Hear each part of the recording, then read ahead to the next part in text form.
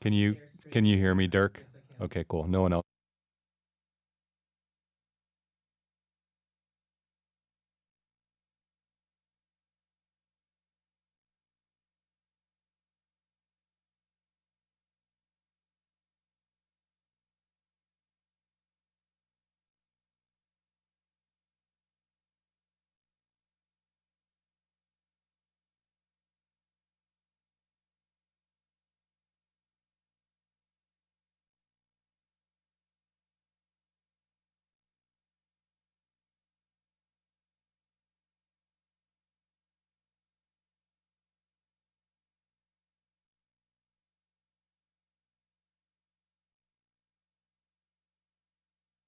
OPB Podcasts.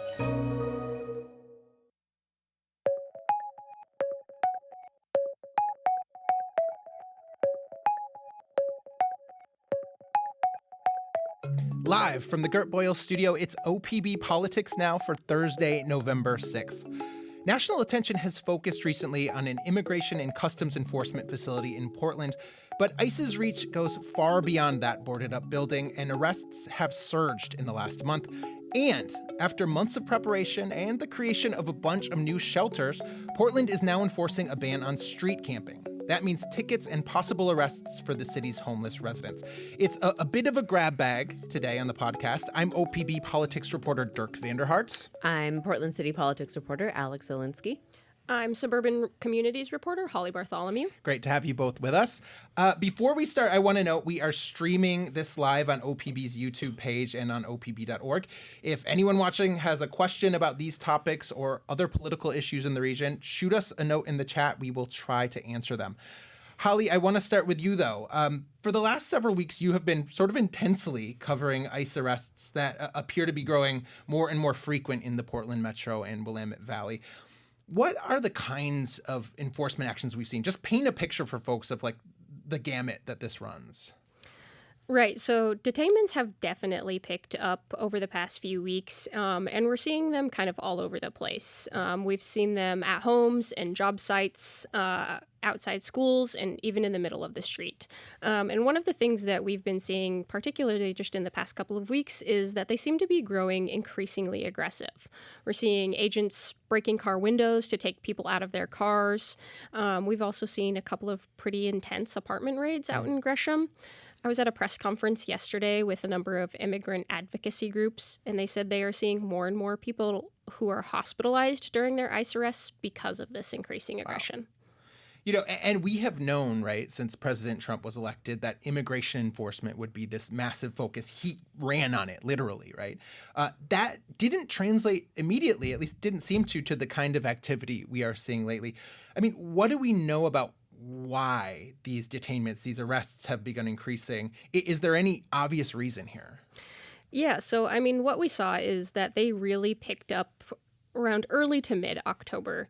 There was a 4-day period in the middle of October where the Portland Immigrants' Rights Coalition, which is a hotline for people to report sightings of ICE as well as ICE arrest, they reported 550 calls in just that 4-day period, whereas before that, they were seeing about 700 calls a month. So it was a pretty significant increase, and it hasn't slowed down since. The Rapid Response Network has tracked more than 300 detentions in October alone, including at least 30 people detained in a single day last week in Woodburn. These detentions have been violent, warrantless, and have terrorized our communities and our loved ones. That was Isa Pena. She was the policy director at Innovation Law Lab at yesterday's press conference. But you also asked why we're seeing this now. Yeah. And for that, I don't really have a great answer. One thing is that the Big Beautiful Bill, which passed earlier this summer, gave an extra $170 billion or so to ICE and Border Patrol. So we might just be seeing that hit ICE budgets now. We also know the administration has been just pushing hard for more and more deportations. But we still don't know exactly why they choose when to target and where they target. We do know, though, that Trump seemed to turn his attention to Portland around the start of October. That's when this fight over National Guard federalization began. So maybe Portland's just been on his mind since then. Yeah, maybe. And one thing that is clear is that this stepped-up enforcement is having a lot of impact. It's inspired a whole range of reactions, as you've covered, from folks who are pushing back. One story that was really notable, you recently spent an early morning, I think, in Hillsborough, tagging along with some teachers. Why were you out there? Right. So Hillsborough has been one of the areas hardest hit by all of this increase in ICE activity. A parent was actually arrested right outside Eastwood Elementary School in Hillsborough a couple of weeks ago, right after dropping off their student. Parents and teachers in that area have also reported seeing ICE patrolling the neighborhood in the mornings. So these teachers just kind of started putting themselves out there in the neighborhood to be on the lookout for ICE and to try and make students and families feel safer as they made their way to school. Well, and one thing your reporting shows, right, is kids, there's evidence kids are not feeling safe and their families are not feeling safe sending them to school. Those fears might be especially keen, I think, at schools like Poynter and Eastwood, the schools that you were sort of focused on. Right. So the week that parent was arrested, the Hillsborough School District saw a pretty significant drop in attendance. Like we said, these students and families just aren't feeling safe making their way to school, and that's what prompted these morning ICE watches. But other than attendance, teachers that I spoke with have also said they see signs of stress in their students. One middle school English teacher said she was seeing students kind of processing how all of this impacts them in their writing for class. But at the same time, it's not just the trip to school that has people fearful. We're seeing people who are staying home from work and just avoiding leaving their house altogether.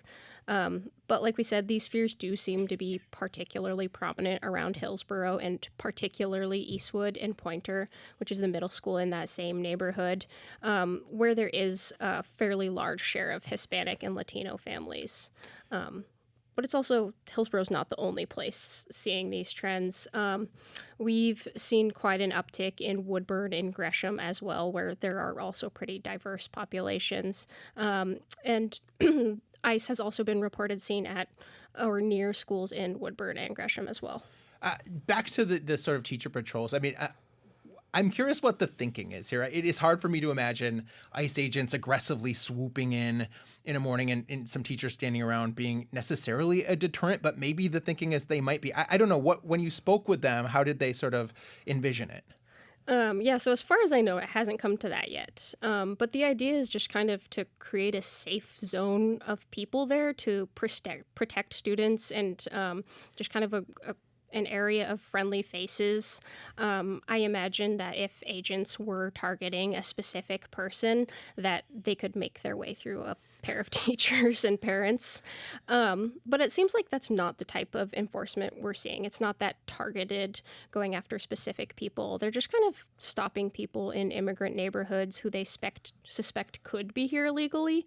And as we've seen, they don't always get that right. We've heard of a few cases of people with legal status getting arrested. But what the teachers told me is that the ICE vehicles they've seen in the neighborhood around Eastwood and Poynter tend to get out of there when they see the teachers and parents out there. Yeah, there was a quote in your story that they just don't seem to want to be around teachers. So maybe it really does work. These patrols are just one way communities are responding to this stepped-up enforcement. As you mentioned, you were at a press conference this week. There's been a whole variety of responses. There's also lawsuits over this, right? Or at least a lawsuit over the stepped-up enforcement. So in addition to the teachers patrols, we've seen all sorts of mutual aid networks spring into action that are bringing food to families who are afraid to leave their homes or helping cover costs for people who've had their primary breadwinner arrested by ICE. And as you mentioned, we've also seen a legal fight against all of this. Last month, a number of immigrant advocacy groups sued DHS and ICE, claiming that lawyers for people arrested by ICE have not been able to make contact with their clients before they're transferred out of state. Also this week in Washington County, the county commission declared a state of emergency over all of this. Well, and you mentioned citizens who've been swept up in this. You covered the case of Victor Cruz, whose family has been very forceful in demanding his release or his situation being remedied. Can you just explain a little bit about that? Yeah, so Victor Cruz, he's lived in Hillsborough for the past 30 years, and he had a work permit and a pending visa application. So he had a legal right to be here, but he was arrested earlier in October, and he's been in detention in Tacoma ever since. And his family, friends in the area, and even a number of elected officials have been calling for his release. So here legally, but has been swept up and is now in detention. You have also asked ICE about all this stuff. What do they say when I don't know how many times you've sent them inquiries. I know they've gotten back to you at least some. What do they say about all this? Yeah, so I guess starting with the lawsuit, in response to that suit, they actually put some of the blame on the city of Portland, which has rules about how long people can be kept detained at the ICE facility here. Because Portland says people can't be there for more than 12 hours, ICE says it has no choice but to take detainees quickly to the detention center in Tacoma. I also asked ICE about their presence around schools, which were previously off limits to immigration enforcement, actually. And they told me that they were protecting the schools from criminal aliens and gang members who were taking advantage of that previous policy. But the schools I talked to definitely pushed back and said there was no merit to this and no evidence of any gang activity or crime around their schools. Yeah, I think one teacher you quoted said they have faulty information if they think that they are protecting us. Very interesting, though, about that land use condition on the ICE facility in the 12 hours, because that is something the city of Portland has really been leaning on to say, we're going to put some penalties against you, ICE. And at the same time, they're saying, well, okay, we're just going to be sweeping people out of the state very quickly. And that's not great, maybe, for the attorneys representing these people. Okay, that is one big enforcement story happening in Oregon right now. There's another one that is shaping up in Portland I want to touch on. Alex, for the first time, I think, under Mayor Keith Wilson's tenure, the city of Portland, since Saturday, I believe, is now enforcing a ban on street camping. Yeah, like you said, that went into effect last weekend on November 1st. And yeah, police have begun issuing citations and carrying out the law. And I know we've talked about this policy before. I think it's been a while. Remind us exactly what this law does. Sure. So it prohibits people from camping in a tent or living out of a vehicle on public property, like a sidewalk, a street, a park, unless reasonable shelter is available. If shelter is not available, the policy limits what people can do while camping. For instance, they can't dig into the ground or start a fire or block access to private property, other activities in city land. And people who refuse to leave or refuse to move into a shelter will be given a citation that comes with a fine of up to $100 or up to a week in jail. This has been on the books since May of last year. It went into effect right away. I think it was being enforced a little bit under Mayor Wheeler, but Mayor Wilson has been waiting to enforce it since he arrived at City Hall in January. Help us understand that thinking. Yeah, so he hit pause on enforcement in February. I think January there was a few citations given, but he basically said, let's pump the brakes. You'll remember, and our viewers, listeners will remember, that he entered office with this big promise to end unsheltered homelessness by quickly opening up hundreds of new shelter beds across the city. And he wanted some time to open those shelters before cracking down on camping. He now believes that he has enough shelter available to enforce this policy. As a quick refresher, Wilson now has opened about 1,000 shelter beds since January. These are beds in overnight-only congregate shelters, which is a name for the type of shelter with large open rooms with rows of beds. Yep. The addition of these beds brings Multnomah County's total shelter bed count to around 3,500, which is still less than half of the estimated number of people living unsheltered in the county. But Wilson's argument is about vacancy. The new shelters he's opened have pretty high vacancy rates, and he says that means he can start enforcing the ban since there are beds available. Yeah, there's state law that talks about reasonable enforcement, and so maybe if there's places for these people to go, they can do this. And, let's be honest, you and I have talked about there is a fair amount of suspicion that for all the high-mindedness of Mayor Wilson's policy and talk on homelessness, his push for shelter is little more than ensuring there's enough space that he can straight-facedly get people off the streets with this policy and avoid maybe a lawsuit that would go against him. I think you've asked him about this. What does he say about it? Yeah, well, it's interesting because people talk about it like it's kind of this cloak and dagger thing, but Wilson has been pretty clear from the start that this is the plan. He's just used different words to talk about it. That he wants to open shelter beds to start, quote, enforcing community standards. That's kind of the framing, which is his way of saying ticketing people for living outside. I talked with Wilson a couple weeks ago, maybe days ago, I don't remember, about the shelter plan. And I asked him specifically if the high vacancy rates at these overnight shelters tells him that something's wrong with them, right? That people don't want to go into them. Like maybe he needs to change something. And, I asked if they're not meeting people's needs. Here's how he responded. Yeah, no, that's a positive. I've told my team I need hundreds of empty beds every night. Having a system with no empty beds means our system fails. So this is certainly the most maybe enthusiastic and kind of straightforward that he's been around wanting empty beds since entering office. And it's an interesting argument that having empty beds is a sign if his shelter is working as a tool to enforce the camping policy. Well, and let's get to what this might look like. I think you said up top, violating this law is supposed to be punishable with a citation. Maybe you get a $100 fine, maybe not. Sure. Not arrest. But that doesn't mean that people won't be arrested as the city enforces this. Right. Yeah. Under the system, people who violate the policy will get a citation, a ticket that essentially just has a date on it for when people have to show up to court. But if people skip that court date, which is pretty common in the kind of unhoused community, you don't have stability or schedules necessarily the same way that someone in a house does. If you skip that date, it's likely a bench warrant that'll go out for them, and that means an arrest. I should mention that the city says it's also going to be checking people for warrants for any other charges as they begin to enforce this policy at different camps. So we'll probably see more arrests more generally as this rolls out. And that's just one piece of it, right? But there's also a court system to consider. You mentioned bench warrants. This all gets cycled through the courts. Are Multnomah County's courts able to handle an influx like this? What do you hear from that corner? It doesn't seem like it. I spoke with the top judge who oversees the criminal courts, and he made it seem like anyone cited under this policy may be delayed a long time before even making it before a judge. That's because of the county's public defender shortage, which I think we've probably spoken about on this podcast before, but there's just not enough public defenders available to represent people who can't afford an attorney in Multnomah County. I think there's 1,000 people still on a waiting list for an attorney right now. And so people charged with low-level crimes like this often have to wait weeks, months before being assigned a lawyer. I also spoke with Grant Hartley with Metropolitan Public Defenders. That's one of the two public defense firms in Multnomah County. He said that it's not just a public defense shortage, it's also a shortage in judges and court staff. And here's how he described the impact of adding a new citation charge into the mix. You are adding even more work to an already overburdened, under-resourced system. It is just going to exacerbate all of the issues that have already come about as a result of that. So all that's to say is I can't imagine this running through the courts smoothly. I mean, I think one thing that was just really striking when you wrote a story about how this might work recently is that people don't seem to have an idea how it might work. Yeah.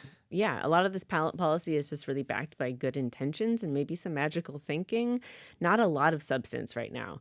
Days before it was going to go into effect and be enforced, the mayor's office told me they still didn't have any standard operating procedures in place for how police should roll out enforcement, and that there's no hard and fast definition for also what reasonable shelter is, which is a key piece of their policy. Which is the way that they can enforce this rule in the first place. And then there's this other question of whether this leads to a lawsuit. We have referenced a number of times this state law that allows houseless people to sue if cities have policies that aren't reasonable. I mean, that's what happened when Portland passed a former version of this camping ban. It got sort of blocked in court. Do we have a sense whether legal action is likely as we presumably see this enforced more and more? Yeah, I mean, I don't have a crystal ball, so I can't tell. But I have talked with attorneys at the Oregon Law Center. That's the legal nonprofit who sued the city on behalf of homeless Portlanders previously and have also represented unhoused folks in other cities in Oregon. And they told me that they believe Wilson's overnight shelters aren't a reasonable alternative, aren't, what I said, the reasonable shelter for folks who would otherwise be sleeping outside. They also said that they're staying in touch with people living outside who might be impacted by the enforcement, which suggests that they might be thinking about eventual litigation. I think that, it's so interesting how so much of this just comes down to the term reasonable and reasonableness and how vague and undefined it is, both at the state level and locally. Absolutely. That's something that's sort of bedeviled people in Salem, too, I know. This has been going on for 6 days at this point. I assume we're getting a slow rollout. We will know, presumably, much more soon about how this is shaking out. Before I let you both go, though, I think we'd be remiss not to note that there was an election in Oregon this week. Not super exciting stuff, but I suspect for some library officials, some parks officials, very exciting stuff. Alex, one proposal you covered here in Portland passed. Yeah, that was the Portland Parks Levy. That's a 5-year property tax that goes to parks programming, classes, some maintenance. It wasn't certain where voters would fall on this because it hiked the original property tax rate by 75%. And rising taxes is a perennial gripe for Portland homeowners. At the same time, voters have had a lot of distrust in the Parks Bureau due to years of poor financial planning that have led to this massive maintenance backlog within parks, a lot of kind of crumbling community centers and playgrounds. And but at the end of the day, people love parks. It passed. I should note that the levy won't address the maintenance backlog. It will keep the Bureau from cutting its budget in half and laying off hundreds of people, but it's just kind of triaging the situation. Yeah, not really what you want to hear when you've approved a pretty large tax hike, but here we are. Holly, you also covered some stuff out in Washington County. What was happening out there? So voters in Washington County appear to be passing 2 levy measures. One is a renewal and increase of the current library measure that funds nearly half of the county's library expenses. The other is also a renewal and increase of the public safety levy. So both will result in an increase in property taxes, but like in Portland, where people love parks, people seem to love libraries and public safety. The public safety levy, I should mention, will go towards things like jail staff, assistance for domestic violence victims, and mental health response. People in this part of the world, since I've lived here, have been very generous, have almost always approved tax increases for things like this. I think the question was this year, is that fading? And at least in Portland and in Washington County, it is not. So I think let's leave it there. Thanks, both of you, for joining me today. This week's episode of OPB Politics Now was recorded live in the Gert Boyle studio. It was produced by Andrew Thien, and our audio engineer is Naleen Silva. Our music comes from Audio Network. We'll be back next week with more political news from across the Pacific Northwest. Until then, you can find all of OPB's reporting at opb.org. Thanks as always for your support, and thanks for listening.